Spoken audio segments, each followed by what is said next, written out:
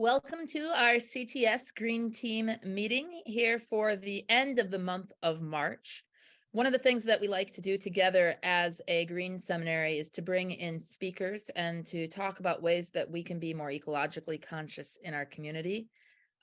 We have a lovely speaker with us today who Felicity will introduce shortly. But before we do that, I also want to encourage those who are with us or who are watching online to join us for our next Green Seminary event in April, which will be April 19th, our chapel Earth Day celebration. We're blessed to have Rabbi Jordana Chernow Reeder, who will be preaching with us on that day. And we hope that others will be able to join us as we worship God as creator of the earth.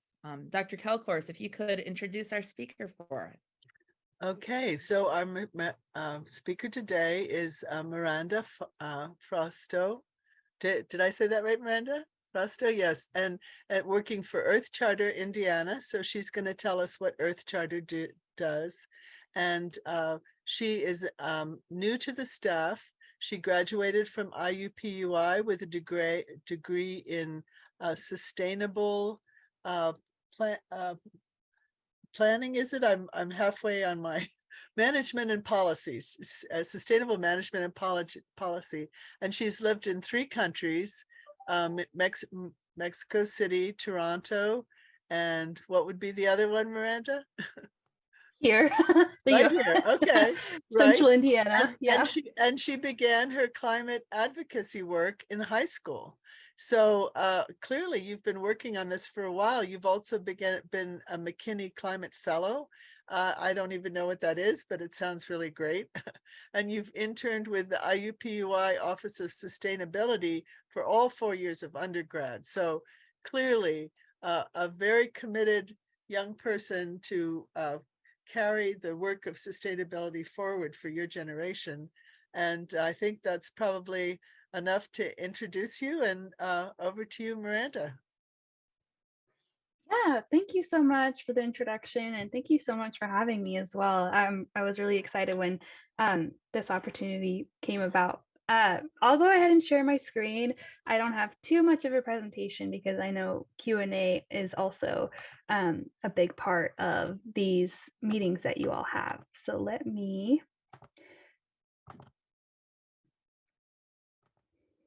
All right, can everybody see that okay? Awesome. Okay, so I titled it Sustainability Action in Indiana, and I am Miranda or Miranda, depending on the English or Spanish pronunciation. I'm the Hispanic and Latino Outreach Coordinator for Earth Charter Indiana. I started in January, but it already feels like quite a while just because I'm really enjoying the work that I get to do with Earth Charter. So about Earth Charter Indiana, for anybody who's unfamiliar, we were founded in 2001 and in essence work statewide to establish a just, peaceful, and sustainable Indiana. This is based on the Earth Charter itself, which is a document that outlines the different values and principles that are important to align oneself with, but also in our case, organizationally. So we create programs that are intergenerational collaboration on climate action, and also a very large focus on the youth empowerment aspect of that. And there's more about that on our website too, but I'll also talk a little bit as well about the Earth Charter. So how we go about our different programming and projects that we choose to work towards. I know the quality of the picture isn't great. That was the best one I could find.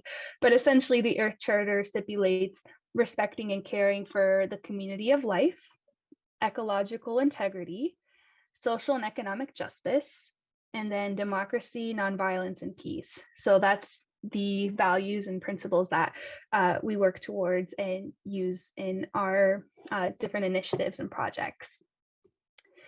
So this one pager is something I created when I was first starting at Earth Charter, just to get everything down in a quick place to be able to talk about the different programs that we have. So I'll start with climate camp. So every summer, I think this summer is going to be our 3rd or 4th year of inviting young kids from, I think, ages of like 5 to 18 to different sessions about climate related items. So we have an art camp, we have a food camp, we have a policy camp. So recognizing the different passions that young people have in those topics, and then surrounding it with sustainability and climate action and their own youth leadership and empowerment. Year round, we have the Indiana Thriving Schools Challenge led by our wonderful director of equitable initiatives. Their name is Tatiana, but essentially working with schools all across Indiana to establish the sustainability projects that they want to have on their campus. And every school is awarded whatever it may be, supplies of up to $5,000 are they to be selected to be in Indiana Thriving Schools. And then a subset of that is our school garden liaison program for students who are a little bit older, but that more gardening specific employment and youth leadership opportunity. And especially because of COVID, I think that's a large part of why that came about, just the opportunity to be outside and also still work on those initiatives. And then our climate leadership summit. So every year, I think this year will be maybe our 7th or 8th year, we invite local leaders all across the state, city mayors or, city council members, organization leaders, to talk about climate action, what they're doing, and, the next steps, what, we as a community, as a state want to see moving forward. So that's a really interesting opportunity to get everybody together and use that bipartisan perspective for that. The climate recovery resolution is essentially adults working with young people in their city to pass a resolution through their city council, so that the city council essentially promises or is explicitly stating their work to protect and safeguard the future of young people. And that's where I got my start in the sustainability world. When I lived in the city of Carmel, I worked with Earth Charter Indiana to pass Carmel's climate recovery resolution back in 2017, I think. So a few years since then, but I think now there's been over 10 cities who have passed this resolution in their respective cities. So it's been really nice to see that trickle throughout the state. And then we also have our youth environmental press team. So young people who are aspiring journalists, giving them the platform and resources to share their stories and voice on climate issues. And then we also have our resiliency coordinators program open to any adult, just recognizing that as staff, a lot of us are based in Indianapolis and our work is statewide, but recognizing that it's so important to have somebody, throughout the state or representing the different communities that make up Indiana, and, give them the resources and funding for their own projects more locally throughout the state. We have some other different events and programming, but those are the main ones that I wanted to share with you all. And just going back to, a lot of it is the youth empowerment, youth leadership aspect, but none of that a lot of it is in help of the different adults that share their experience and time and guidance with the young people who make up these different programs. So here are a few pictures of things that have actually happened since I started in January. So in the top left is Renewable Energy Day. So something that we co-hosted at the State House to share with anybody of any age how to meet with your state legislators to talk about, at that time, I think this was January, the different policies and bills that were up for discussion in the Senate and the House, whether to support and not support, and just making that process a little bit less intimidating, because it can be very intimidating to meet with your legislators, especially at the state level, at the State House. So hopefully making that a little bit easier for folks who want to get involved. One of the most impactful bills in our work was the Senate Bill 335, the Climate Task Force Bill. So Confront the Climate Crisis is one of the youth-led climate organizations in Indiana, mainly high schoolers. As you can see, the people in the photo are rather young, but essentially they worked with their state legislators to propose a climate task force bill that would essentially have Indiana establish a group of people or a task force to help advance climate work in Indiana. On the top right is a press conference that the Confront the Climate Crisis kids held, just to show that not only are these kids, meeting with their legislators and doing all of these wonderful things, but like outside of school and their studies, like they are doing so much. And that's why a lot of our work is supporting these young people who have so much drive and energy and passion for these things. The bottom left is a presentation that Tatiana is giving, our Director of Equitable Initiatives. They were invited to speak at the Indiana Sustainability and Resiliency Conference that was in February. And they're talking about, I believe the session was called Coalition Building for BIPOC and Accomplices.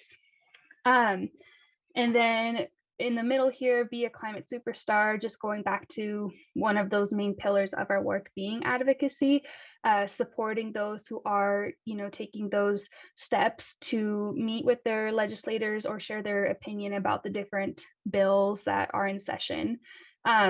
So supporting that with, prizes and recognition, because we understand that it's difficult and somewhat intimidating to do that type of work.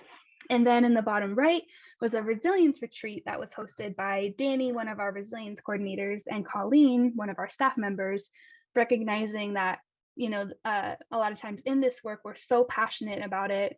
And a lot of times we can get burnt out if we don't take proper care of ourselves. So it was a session talking about that. Burnout, why it's important to take care of ourselves so that we can continue the work that we're passionate about and be more sustainable in it. And I am rather unfamiliar with CTS. I'm really excited that we're having this connection. So I apologize if this is something you all already know, but one of the things that I really like to talk about when I have the opportunity to do different presentations, especially when it's in schools, is talk about sustainability. So sustainability is what I ended up majoring in, but until I got to college, I didn't know that the word existed. And I'm so glad that I found it out, because essentially it's a culmination of all the different values that I care about and align my life with. So essentially the three pillars, people, planet, profit, or environment, social, economic, or, different words to say the same thing essentially. But thinking about the different issues that exist in our world and our communities, and it's really only truly sustainable, truly a sustainable solution if it is something that is equitable, viable, acceptable. So keeping in mind that a lot of times in the sustainability and climate field, we really focus on the environment part, but unless we're also thinking about the, economic, social part, the social part especially, through the environmental justice lens, is so important. So to have a truly sustainable solution or project, whatever it may be, it should meet all of these three pillars. So I like to share that because that's something I didn't know until I was already in college. And one example I'll share, some of the work that I did when I was at IUPUI was food waste and recovery and distribution. So recognizing that the figures change depending, but I think the average or standard data point is that about 60% of the food grown in the US ends up in our landfill. So that's obviously an issue, but what would be a sustainable way to counteract that issue? So if we're able to recover that food and distribute it, environmentally, we're able to save a lot of food from the landfill, reduce those emissions. So that's meeting the environmental part if we're able to redistribute that food that otherwise is, totally fine. Maybe you all are familiar with imperfect produce, or like Misfits Market, just recognizing that food waste is a huge issue. And a lot of times it is just food that is thrown out like merely just because of cosmetic appearance, and it's totally fine. So recognizing the environmental way to kind of redistribute that food that otherwise would go to waste would help save space in our landfill and also reduce our emissions. But then also here in the middle, like the more food we're able to save from the landfill, that is perfectly fine. We get to redistribute to folks who are maybe experiencing food insecurity. So recognizing that too as a social part of it is, why are we throwing away so much food when we could otherwise use that to support other people in our community who may really benefit from something or a food recovery program like that. And then of course, if you're purchasing all this food that's going to waste, you're wasting your money essentially. So the economic part of sustainability is the less food you waste, the less money you're spending on food that would just end up in the landfill or whatever it may be. So that is one issue, one solution within the sustainability, because sustainability really is everything. It's the interwovenness of all the different issues and things that we see in our world. And I also really like to share too, in that same vein, the Sustainable Development Goals. So the UN being one of the most influential entities in our world, recognizing that our development goals for the world should be based on sustainability principles. And that's why you see things that like no poverty or life below water or peace, justice, and strong institutions, just recognizing that all of these issues, a lot of times we see it as just alone or like black and white, but like a lot of times these issues are so interconnected. So if you're like working towards one thing, you may actually be benefiting other issues or realms that maybe you're not realizing. So I think that's really a cool way to put it too, that they did that adding all these things together to say, if we do all of these things from all these different sectors and pockets, we will be a more sustainable world. So getting involved. So I'll say in summary though, with Earth Charter, we really love to listen to what people are passionate about, whether they're a young person or an adult who wants to take their action to the next step or just wants to get more involved. A lot of our initiatives are based on what we hear and how we can support the work that people are passionate about that maybe we haven't done before, maybe we're not familiar with.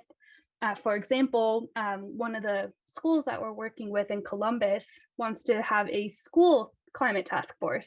So that's something that the students are really excited about, something we hadn't done before, that we're able to support them with and give them, wisdom, guidance, etc., to work with their, school admins and people in their community to talk about how their school can take those steps to be more sustainable and take that climate action. But some of the more specific things that we like to share as well is, of course, supporting city and state policies and legislation, keeping up to date with what bills are being proposed. Earth Charter posts a lot on social media about the different bills that are in session, about whether to support it or whether not to support it. So giving people the information that should help them when they want to meet with their representative or even write a letter or give a phone call or whatever it may be, to share their voice for whatever the bill may be.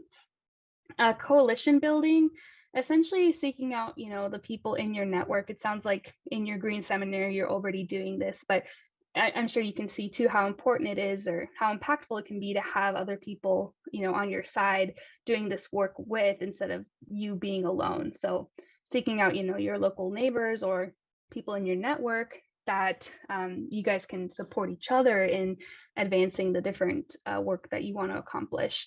And of course, ensuring a wide array of backgrounds and perspectives is really important in that.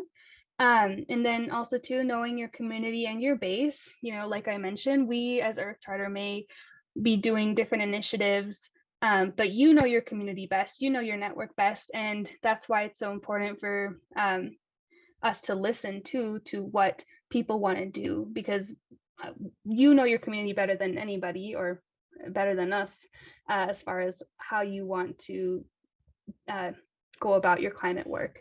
So whether you want to trailblaze a new project, something that hasn't been done before, or also too copying and pasting. I really love that the sustainability realm is so supportive. I can't think of any instance where I was trying to replicate something that somebody had done and they weren't really willing to meet with me and help give me the resources and knowledge and essentially how not to make the same mistakes, as they did in doing something like that they had done.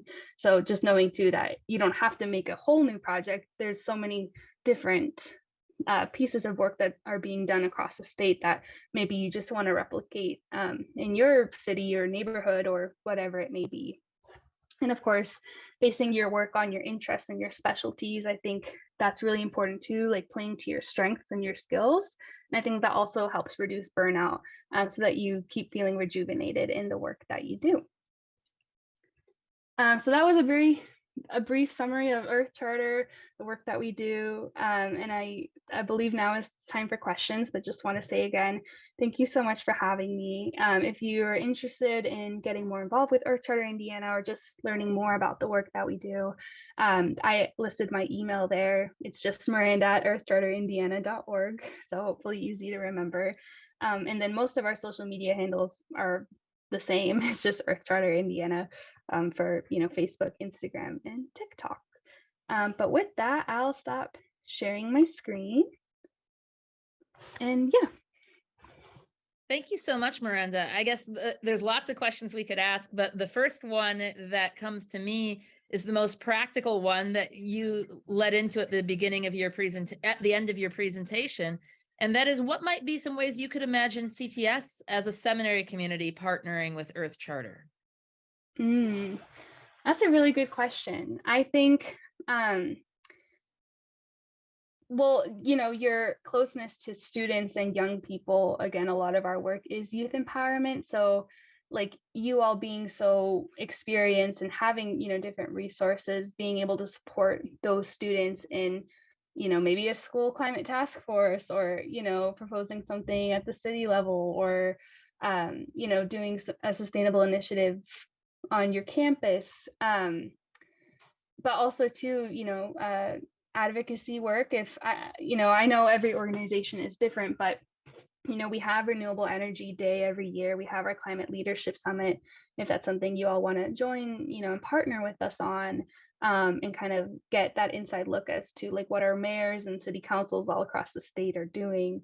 And again, too, it's a lot of it is based on what we hear from the people who are interested and passionate about these topics. So I just feel like a lot of times we just want to support, maybe something that you all are interested in that we could, maybe have a resource or, experience in. No, that's wonderful. And I think, especially as you talked about the way that for sustainability, all these things need to work together and partner together, that a real gift that we bring into the conversation as a faith-based community is the opportunity to talk about how creation care, or I should say how earth care is creation care, right? How caring for the environmental needs of our community and of our globe is a part of living into what we, as the various faiths that make up CTS, understand to be what God desires for us to do. And especially, I think, in our political climate in Indiana, that kind of language and that kind of support from faith-based leaders and practitioners around some of these practical changes that make a difference, I would hope would be well heard by some of the advocacy sorts of things that you all do. I wonder if you can speak to any particular, I know that right now we're in session, right? So are there any particular environmental bills that we should be supporting, or that we should, things that are going to hurt the environment that we should be on the lookout for in terms of advocacy work? Yeah, well, first I'll say I'm really glad that you mentioned that about earth care and creation care, just going back to the importance of all the different perspectives that can help shed the light on these issues. So like maybe, from that faith perspective, maybe that's not our specialty, but that's yours. And that's how you can communicate that to maybe people and networks and bases that we're not familiar with, or maybe wouldn't have as much of ease communicating with and collaborating as you all do because of that shared passion and that platform that you all have. As far as bills go, I think, and I'll be honest and say that advocacy is not a huge part of my role yet. My understanding is that the session is kind of winding down, and a lot of the bills that were pretty we were really excited about whether to support or really adamant about sharing our unsupport of. I think a lot of those have come and gone just because I think the session is winding down a little bit. But as we, I'm sure, all know, a lot of those same bills are just going to keep coming back. Whether if they didn't get passed, people are going to try again, whether it's something that we want to happen or something that we don't want to happen. So that's why Colleen and Shannon, who are my wonderful colleagues, do such a great job of keeping track of these different bills and sharing those resources with folks like on social media and things like that. But yeah, it's Shannon spends so much time at the State House during legislative session, keeping track. Like it's so many different facets. So anyway, a lot of admiration for their work, but at this time, I don't know of anything specific, just because I think, again, a lot of those have come and gone. Yeah, so I guess if it's not your area, we shouldn't get too much into the weeds, but just to mention that I know there's been talk about preserving wetlands, and I think, whenever we can help people see that it is in their interest to do something. So I know that the film that Judy O'Bannon and Carol Johnson made showed, do you remember the name of that film, Amy? I can never remember the name of the film. Or Miranda, maybe you do. I hope we can show it again at CTS sometime, because it has a wonderful example of I think from Northeast Indiana, where farmers realized that it was actually better for them to preserve wetlands, to keep fence rows, and that it actually benefited them to do that, as opposed to, like, let's get rid of all wetlands. And same for cities. If we have trees that we can preserve, that benefits our city in terms of sustainability. Probably better than trying to plant a whole bunch of new trees, because, as you know from having planted new trees, it's hard to get them started and be sure that they thrive when they're new trees. So Indiana is very much a business-oriented conservative state, but if people can understand that this is good for business, right? Because it doesn't help anybody to have droughts and fires, and a lot of the things that are already happening in other states, that could happen to us if we're not careful. Do you get a lot of responsiveness to the idea that it's good business to be green?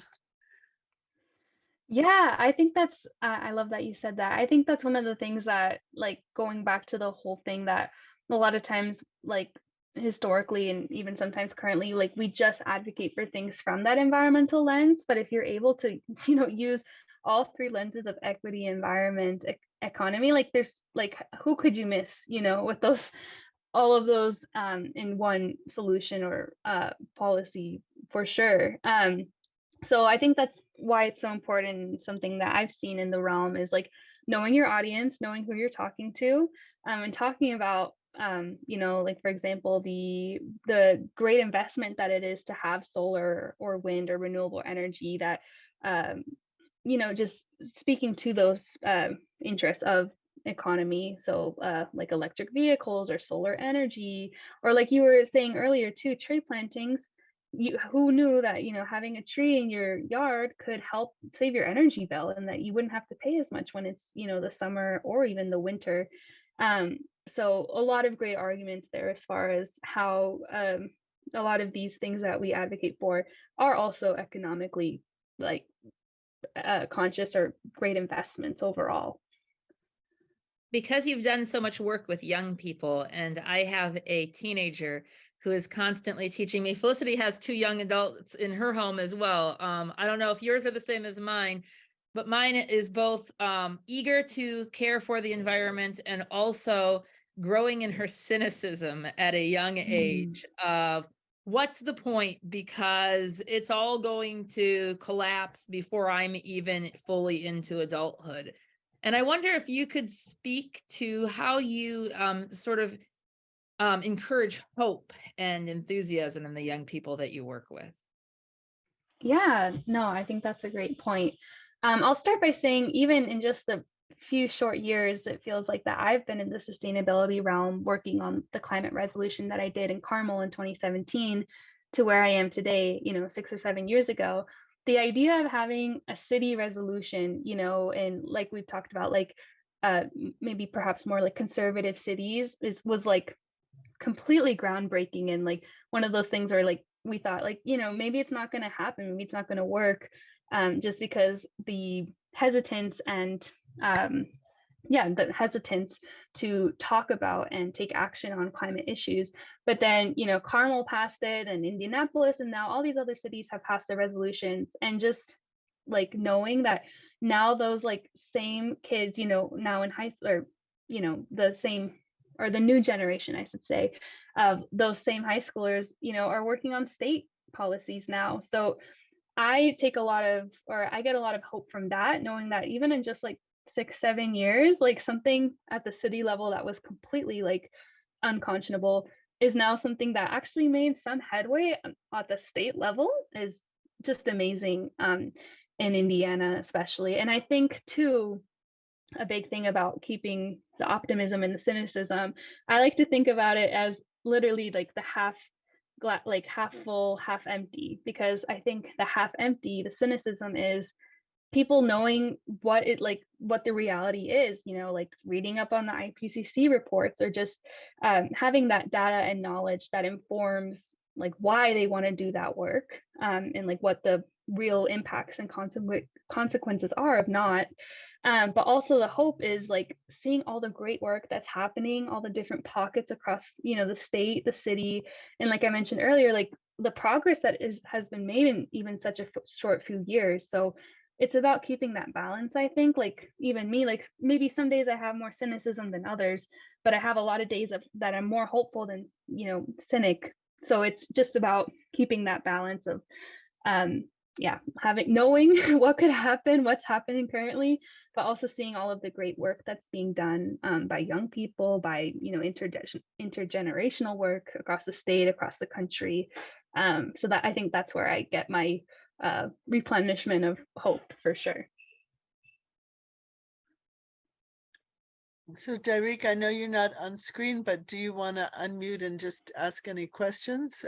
Dairik is our student support person at CTS, so he's done the good work of taking these recordings and putting them on our Facebook so people can, watch them. We're trying to create a whole library, right? So if people wonder what is Earth Charter Indiana and what they're doing, they can get a short intro that way. Oh, awesome. That'd be wonderful. So, well, it'll be up to him to unmute if he chooses to.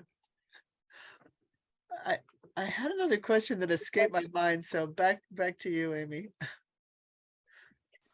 I guess I just like to, I really love the holistic picture. As a New Testament professor, I talk a lot about the word that we typically translate as salvation, actually having more to do not about like life in eternal heaven with God, but about a holistic view of, yes, your eternal soul, but also your physical well-being, your emotional well-being, your social and communal well-being on earth. And so that picture that you showed with all the different boxes of all these things working together as sustainable goals really speaks to how I think about the world and about God's desire for the world. And I guess I wonder if you just have maybe a couple of, you've given a few already, but maybe another example or two of ways that that works, where something that is good for the environment actually checks a number of those other boxes, so that maybe somebody who's not even all that concerned about ecology might want to do it because economically or equitably or some of those other different things that all play into this holistic picture of what it means to create a sustainable policy. Yeah, definitely. So honestly, I have given a few presentations at schools since I've started, and the activity that I do is I ask the students like, what is an issue that you care about or that concerns you.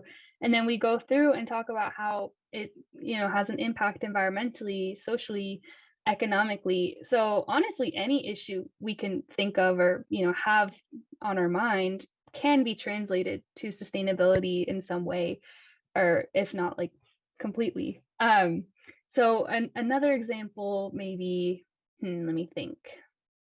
It could be anything like solar, reducing your energy bill, the strain that having, energy plans in communities, especially a lot of times they are in communities of color or lower income communities, the impact that that has and how much better it would be to have solar, for those health purposes, economic purposes, environmental purposes, of course.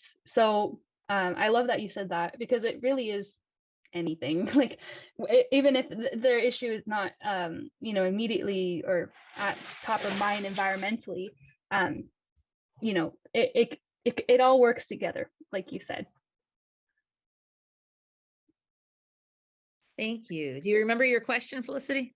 Well, I'm just thinking that, at least most of the people I talk to, there's an important work of education to be done. So people will say, well, what good is solar? Because it's still electric, but what they're not taking into account is when you have the solar panels, you're getting the energy directly from sunlight, right? So that's a big change. And of course, we know we have all these great windmills up on the way to Chicago, but it's my understanding that we're selling most of that wind energy out of state, so it's not benefiting us. Do you know about that, Miranda? I I think we're kind of a colony as far as that goes. Somebody else is getting the benefit of our wind energy. So to be able to really think locally, like what you did for Carmel, working on a citywide sustainability, the tendency is to think in terms of big, huge projects like the giant windmills. But if people can get solar panels on their own homes, that's immediately benefiting them and their environment and their bill. And there are incentives now.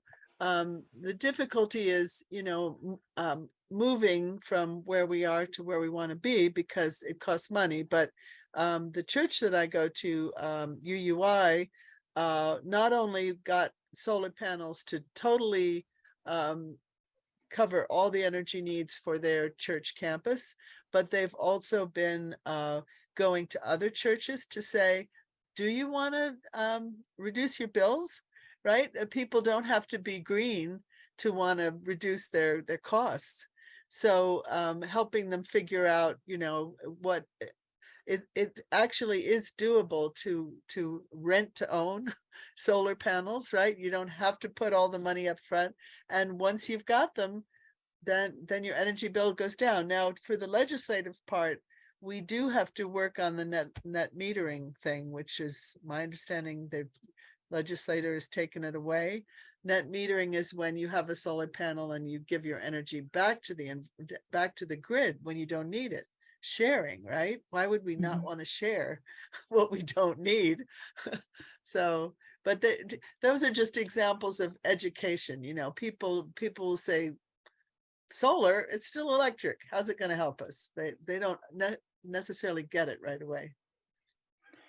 Yeah, no, definitely. And I'm glad you said that too, because one of the things that really stood out to me when I was, taking my courses and getting my degree at IPY was that a lot of times, like, we have solutions, but then they're not perfect, like solar, it's still electricity, or even like electric vehicles. It only reduces your emissions so much. It's still coming from coal or gas or whatever it may be.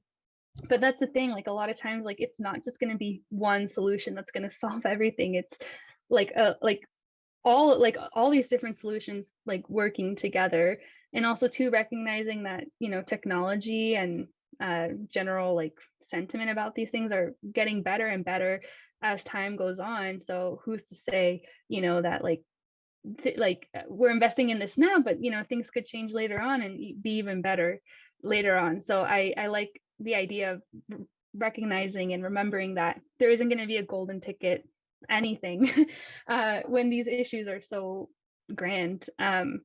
So just recognizing like, hey, it's not perfect, but it's a lot better than the alternative, and we're moving in the right direction, I think is a big part of it. I don't know a lot about the wind energy going to other states. I'd have to look into that. But I wasn't aware of that actually. Well, I hope I'm right about that. I don't have a specific I reference. hope you're not right. Well, yeah, I mean, if I'm right about it, then we have to wonder, why are we exporting all our good energy? So, Amy, I don't know if you have a next question, but I'm just wondering, Miranda, if you can give us a little more detail about how the food recovery program works, because I was really interested in that. I know that grocery stores throw out stuff all the time. How do you keep food from being wasted? How does that actually work? Yeah, so that was actually a reference to, it's not something I'm currently working on in my role, but it's something I did in my last year at IPY, where at the time there was a program called the Campus Kitchen. So recognizing that, gosh, I want to say at that time anyway, so this was like 2020, 2021, like 40% of IUPI students were facing food insecurity. And essentially through this program, what we would do is go to places like, Second Helpings or, different farms or whatever it may be, literally see all this great food that like is not even expired or anything. And like, you could totally still eat it and it would still be just as fine. It's just those standards that grocery stores have and restaurants have for, the produce that they purchase. Um, and so we would literally take, the things that we found, especially at Second Helpings at that time, and make meals from it. So every week, see what we have, what we're working with, and be creative and think of what kind of meal we could make from it. And then we would make these meals, Monday nights, and then we would distribute them to the pantry on campus so that the students who were coming in, to get other, pantry, beauty, health supplies could also get like a warm meal while they were there. So that's what I was referencing with the food waste, like recognizing food waste is super high, sometimes 60%. It varies depending on the study. But knowing there's so much waste happening, knowing that, a lot of it's perfectly fine resources to distribute and share with others. So that was honestly a really like one of my favorite projects I got to work on. That's such a great example of a really local small thing, though, that can make a big difference. And it's like you said, it's not going to be the magic ticket that solves everything, but it solves a small piece. And hopefully, it sounds like that project also made people aware of some of the need and the ways that repurposing that food that otherwise would have been wasted can be helpful across a number of spectrums, which it's an exciting idea, and it has my head turning about what are some of the small things that we could consider doing as a Green Seminary on our campus to really just make little changes that begin to move that dial forward. Yeah. And I love to think too, like even in just my own mind, just knowing that there are all these different pockets and like lanes that people have. So like maybe I am focusing, in this case on like food waste and distribution. There are like so many other issues I could be thinking about, but I know that there are other people who have that in their lane. And you know what I mean? Because I think it can be really overwhelming to think about all the different issues and be like, oh, well, I want to help all of them. But like realistically, we can only really do so much with the time and capacity that we have, and just recognizing that there are other people who have that at, the front of mind and probably, are the most equipped person to, work in that field or that lane or whatever it may be. So that helps me too. And I'm like feeling like I'm not doing enough, knowing that there are so many other pockets that I know about and that I don't know about happening that are doing great work either in the same realm I'm in or in other realms that are just working towards like a better community, a better world, that kind of thing.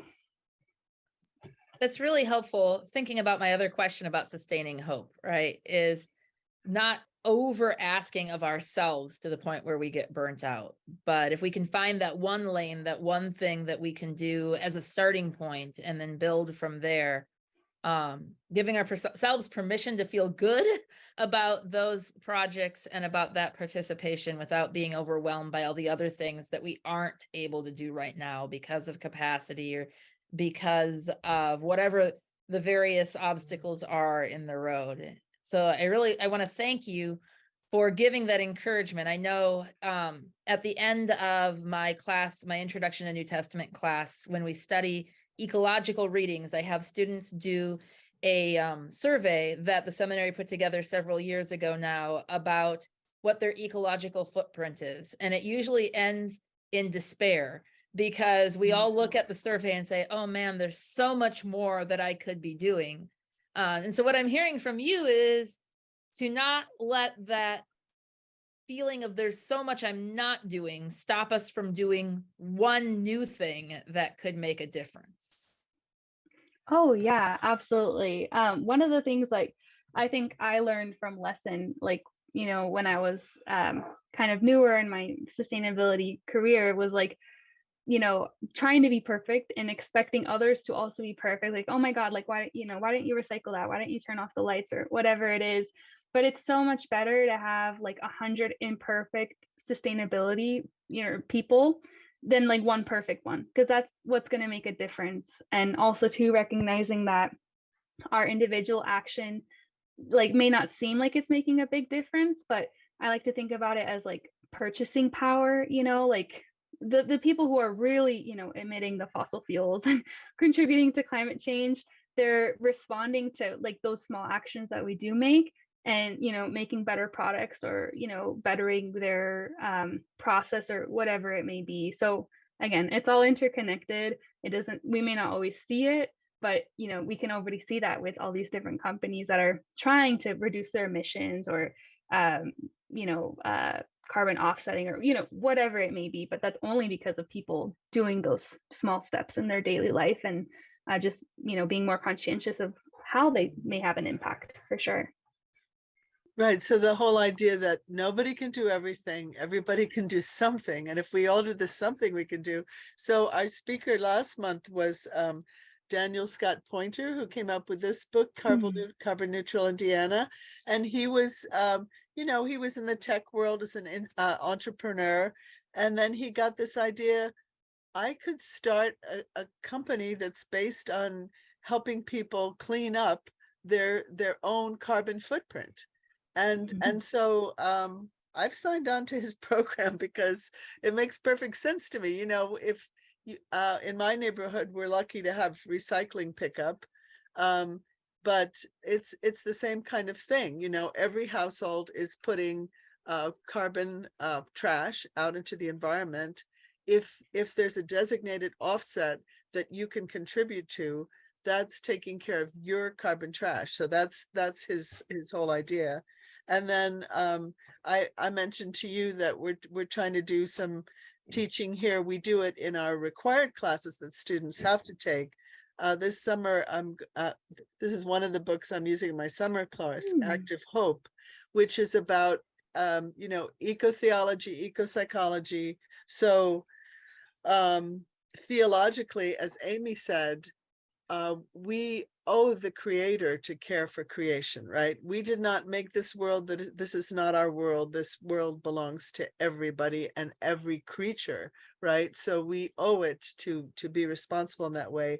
But psychologically, what's very hard is people are either in denial, like, oh, I don't want to think about that, or they are thinking about it and they're in despair. Like, Amy was said with her teenager, like, I'm not going to live to be able to do anything about this, which is a real fear and something that I fear for my children. So to realize that, yes, we need to do this now. This is really important. And grieve the losses that we've already had, because we know that bad things are happening environmentally right now. But then to work through that grief to come to a place of, okay, this is reality. This is what I can do. So that's where the hope comes. right? Hope is not, we got to get past denial and despair, and it takes some grief work to get there. So that's the psychological piece, right? I can't stop the fact that the Gulf of Mexico is being destroyed as we speak, but right here, right now, where I live, I can do something to make my environment better, and that's all any of us can do, but it's a lot. Yeah, definitely. More palatable when it's something more local, more personalized for sure. Because then otherwise, yeah, like you said, you do get overwhelmed with all the different things you could be thinking about. So yeah, I think that's why local work is so important too. Because if everybody does that for their community, then we're set. Yeah, so the two slogans I keep saying over and over is nobody can do everything, everybody can do something, and we have to think globally, like this is really Mhm. a planetary concern, but act locally, because that's where we can act. I can't Yeah, save the other side of the world, but I can do do something for what's happening right here. yeah, definitely. I love that. So, Derek, I want to give you one more chance to speak up before we wind up if you're hearing me. We can't see you, so we don't know.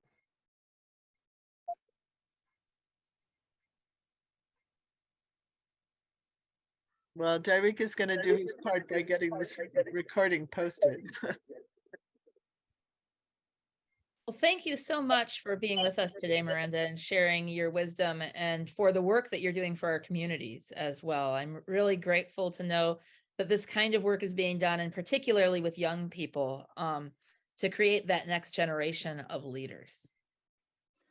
Yeah, and thank you so much for having me. Thank you all for the work that you're doing. It was just a pleasure to be able to come and chat with you all. And yeah, just excited to see how we can work together in the future too. So just know that I'm here and that we're here too as a partner or a resource or however we can support.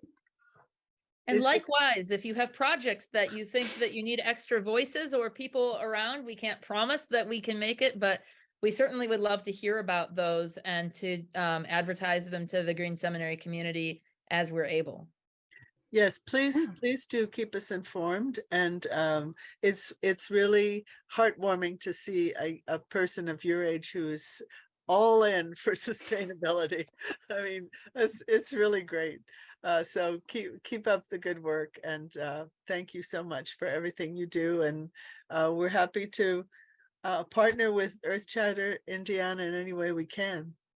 I'll probably be in Yeah. touch with you to see how we can tie something in for the summer course. So Oh yeah, absolutely. Yeah, yeah, just keep me yeah. posted. But yeah, thank you so much again. And I'm sure we'll be in touch.